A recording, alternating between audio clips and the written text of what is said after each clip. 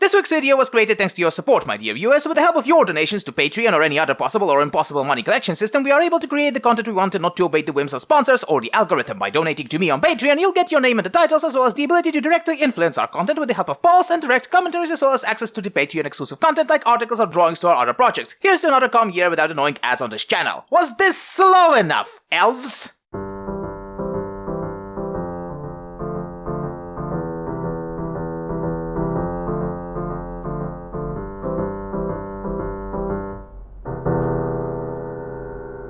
I was genuinely surprised that somebody, most likely one of my English-speaking audience, you know who you are, wanted me to ramble about High Guardian's Spice of all shows, but given its reputation I understand why fairly well. I might as well started up this ramble with the roll up, everyone come and see the freak. I was even surprised I could find this show on the 7th seas at all. Bad Andy! As the outrage over it was so big that initially many even refused to host it out of sheer spite. Well, if anything all of this coverage shows is that the initial impressions is the only thing that matters in the entertainment media of today, and the second the hype dies down is when most people will look for something else to yell and get angry at. But regardless, so, High Guardian Spice is a 12-episode American cartoon that is part of the so-called Crunchyroll originals, and here's why I'm more than certain that this order was from Americans, because Ukrainians don't really care about Crunchyroll, and those who do are either characteristically generous with their money or have more in common culturally with Russians than they have with their own country. I've actually watched several of these Crunchyroll originals on this very show. Some of them were okay, some of them were fucking garbage, and it seems that the common conception of them is the latter one, because whenever I ask someone about Crunchyroll here, they know only about this show and X-Arm, which is pretty much a meme in its own right at this point, and no, nobody ordered me to watch it. You'll have to pay me now for that. So yes, the show is about rosemary, sage, parsley, and thyme, or thyme as most characters in the show seem to pronounce it, four unlikely friends that are on the path to become guardians, which are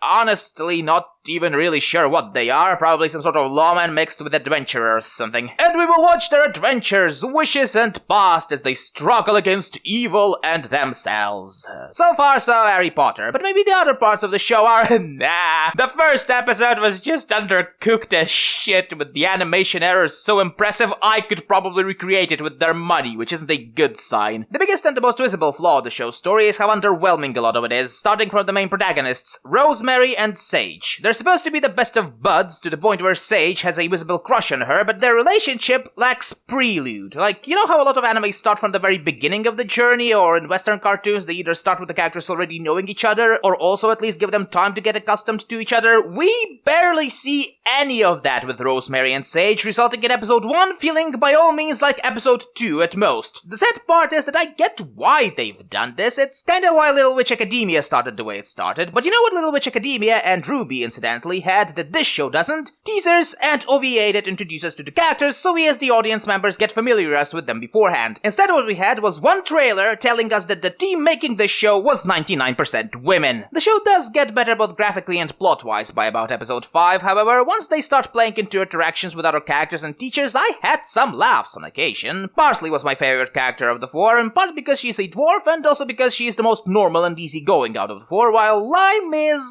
weird. She's an introverted elf girl from the Witchwood whose main goal in the season was to find the cure for the rot which was destroying her homeland. She's introduced to the other girls through Parsley, and I honestly have no idea why she's even friends with them at all, given both her personality and goals. She sure doesn't interact a lot with them like friends up until episode 8. The whole narrative they were trying to make kinda works, but at the same time it also feels a bit all over the place, as if the studio got a very small budget and was trying to make the most of it while having to deal with the pipeline style of creating cartoons typical for the Western industry. So yes, in general I did enjoy my time with the show, all faults and cheapness of it included. Let us not forget that cheapness or messiness of graphics does not necessarily make a show bad, so long as it has a soul to it, and a show that started weird and rough can turn into one of the most profitable and famous cartoon series of them all. Even the dreaded LGBT representation and other current day issues aren't really a stopping point for the show to be enjoyed by other people worldwide. The key secret to success in any venture is to have passion, so that even if your work is dog shit, no one can fault you for trying, and luck of of being in the right place at the right time. And unfortunately, this show was doomed from its very inception. The mere fact that Crunchyroll, an ex-pirate turned official anime streaming platform, was sponsoring some Western cartoon already ruffled feathers of the very insular Western anime community. Then they've published that god-awful trailer, and the production hell began. Recently there were some murmuring behind the scenes telling us, and take it with a grain of salt since I'm paraphrasing it, that what basically happened with both this show and Onyx Equinox was that they were giving it a budget usually reserved for an anime show and expected them to make a Western cartoon, which depending on your knowledge of the industry will either sound like a non-issue or like something Satan would devise for the layer of hell specifically reserved for animators. And much as I would like to side with the poor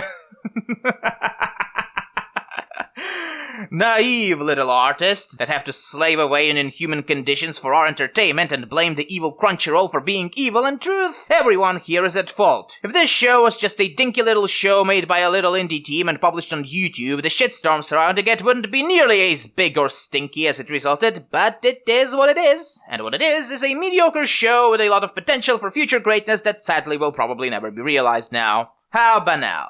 Now on to watch Disney's weird duck fetish cartoon.